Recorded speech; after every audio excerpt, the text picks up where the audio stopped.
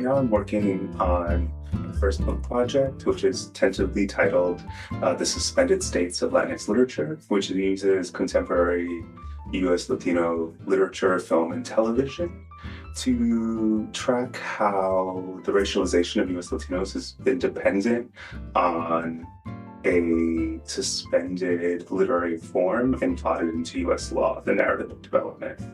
I, in particular, contend with the way literature grapples with the legacy of the insular cases, which are a set of legal decisions starting in 1901 that dealt with the suspension of Puerto Rican sovereignty to build a U.S. empire as they transform over the course of the 20th century into an ethnographic hermeneutic that viewed U.S. Latinos broadly as suspended from normativity to sustain a racialized vision of the nation.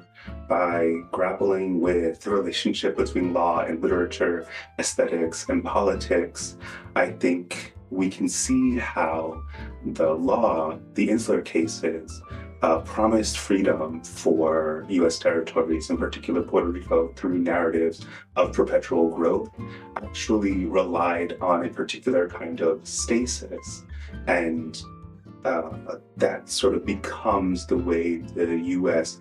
views an emergent Latino subject as perpetually underdeveloped throughout the course of the 20th century.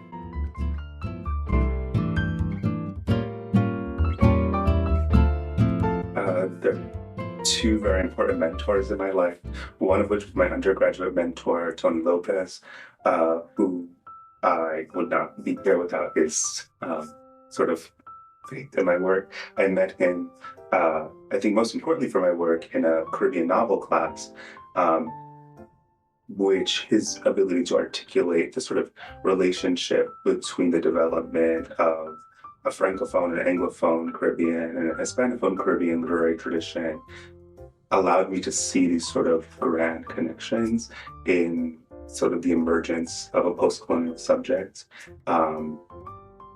in relationship and across difference in a way that was really revolutionary for me and not just an idea of sort of a Latino literary canon.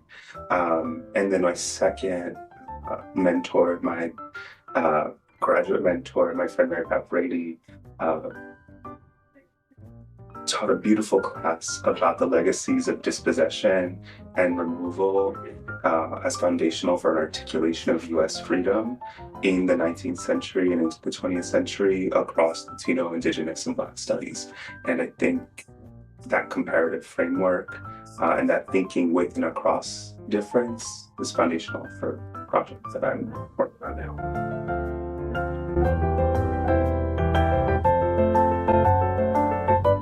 I've been able to teach this first year seminar this last year, Latinx Literature Aside the Law, which was asking students to think differently about the relationship between aesthetics and politics. I think normally students come into dealing with literary objects that are by minoritarian artists as responding to or protesting the wrongs of the state.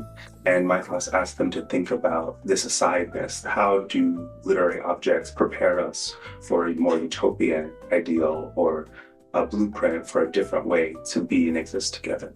And so I asked them to explore that tension, and I thought it was just such an exciting way to meet freshmen here at Yale. And the spring, I'm teaching a senior seminar, which is called What Was Latinx Literature, which is thinking about the sort of hope and loss of this sort of unison between aesthetics and politics promised by a turn to Latinx, and what the last 10 years of Latinx literary production was about in terms of centering queer, trans voices, as well as Indigenous and Black Latinx authors.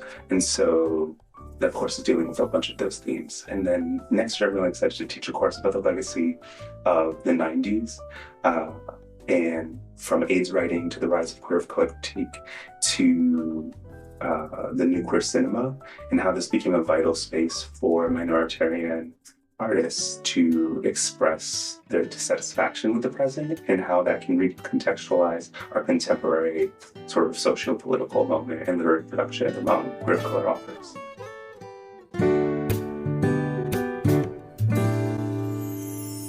I love to do karaoke with my friends and strangers. I guess badly, my favorite song to start with always is We Belong Together by Mariah Carey. And then once the night kind of goes on, maybe something from a Broadway musical will come out. Maybe something like Maybe This Time from Cabaret. So I guess that's my fun fact.